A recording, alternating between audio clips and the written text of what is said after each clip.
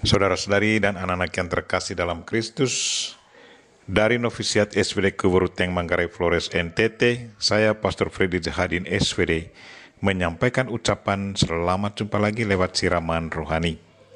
Hari ini Selasa 6 April 2021. Injil hari ini diambil dari Yohanes bab 20 ayat 11 sampai 18. Kita diingatkan bahwa Tuhan menyertai dan menyapa kita dengan nama kita.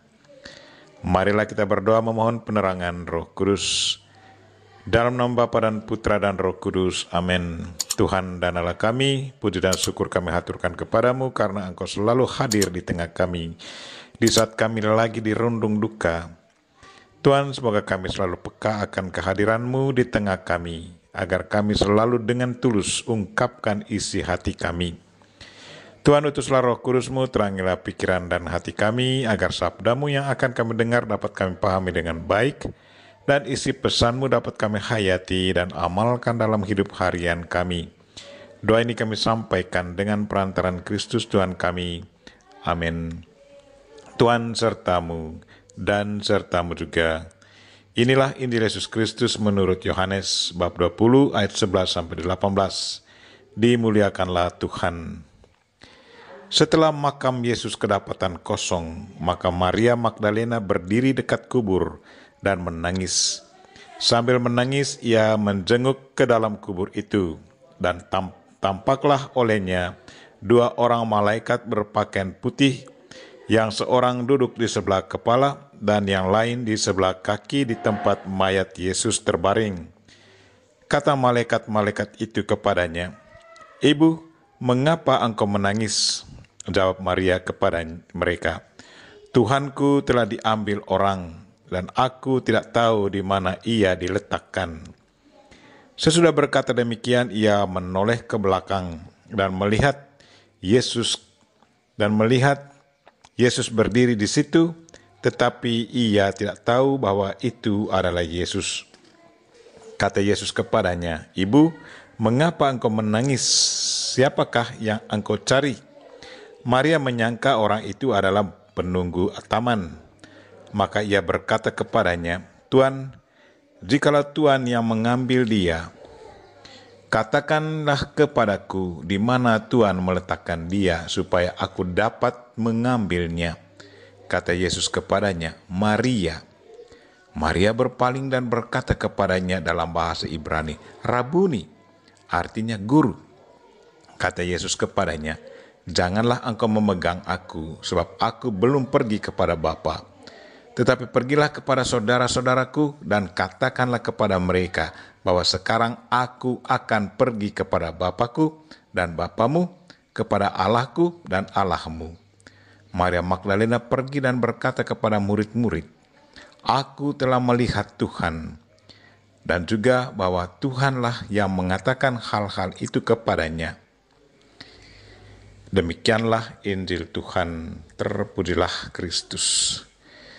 Saudara-saudari dan anak-anak yang terkasih dalam Kristus, tema renungan kita hari ini ialah Tuhan menyertai dan menyapa kita dengan nama kita.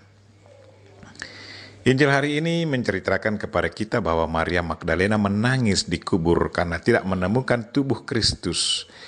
Ia merasa bahwa segalanya hilang. Ia dirundung duka silih berganti. Sepertinya pikirannya sangat terganggu oleh situasi yang sedang dialaminya. Waktu malaikat bertanya kepadanya, "Ibu, mengapa engkau menangis?" Jawabnya, "Tuhan telah diambil orang dan aku tidak tahu di mana ia diletakkan." Sepertinya dia tahu pasti bahwa ada yang memindahkan tubuh Yesus. Apa yang membuat Maria berpikir demikian? Pagi itu adalah hari ketiga sesudah kematian Yesus. Para rasul dan murid-murid Yesus masih ketakutan terhadap orang-orang yang menganiaya Yesus. Karena itu mereka menyembunyikan diri mereka dalam rumah. Hanya wanita saja yang berani keluar rumah. Maria masih sangat kecewa dengan para musuh Yesus. Kejengkelan, kemarahan, dan kebenciannya kepada orang yang menganiaya dan menyalibkan Yesus Kristus masih sangat kuat dalam hati dan pikirannya. Kehilangan tubuh Yesus dari kubur membuatnya semakin sedih dan marah.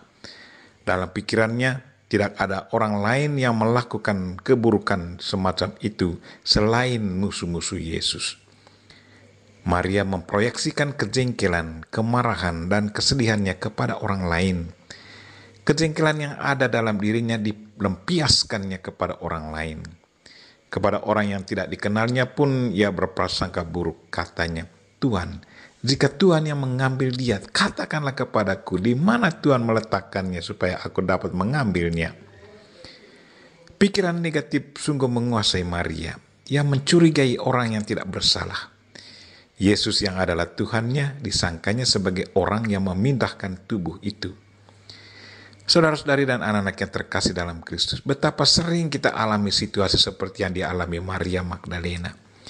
Di saat kita dalam keadaan penat, ditimpa kesulitan, kita sering berpikir pendek dan emosi kita pun sangat tidak stabil. Maria Magdalena adalah gambaran hidup kita manusia yang penuh kekurangan.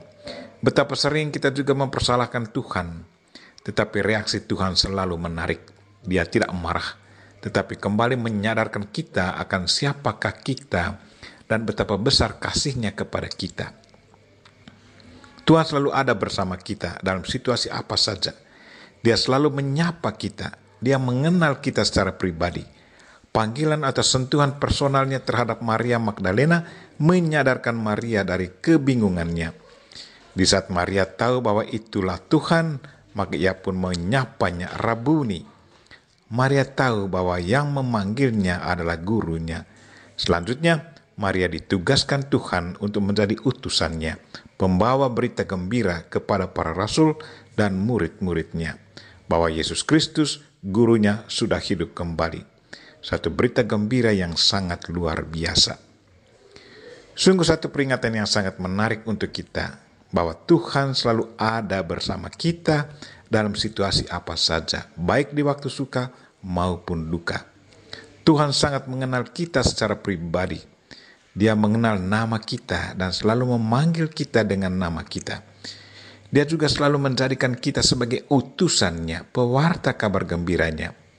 Selain itu, di saat kita panik atau dirundung duka yang sangat mendalam, tenanglah, kontrollah emosi kita dengan baik, agar kita jangan jatuh ke dalam penderitaan berlebihan. Berpalinglah kepada Tuhan. Dia selalu siap membantu kita. Dia mengerti apa arti penderitaan karena dia sendiri sudah mengalaminya secara pribadi. Dia bukan hanya manusia, tetapi dia adalah Tuhan.